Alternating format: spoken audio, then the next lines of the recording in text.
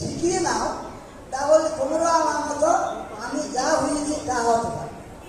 তাই তিনি আমাদেরকে আহ্বান করে বলছেন, first be initiated, come unto me, do accordingly, everything will be added unto. তাহলে এর ভিতরে আমাদের কোনো উপায় নেই, আমরা যত কিছু করি না কেন, শুধু হবে ভালো কেন। তিনি যুগে যুগে আসেন, এবার তিনি এসে সর্বত্র তিনি এই নাম বিতরণ করবার জন্য ঋত্বিকদের তিনি দায়িত্ব দিয়েছেন।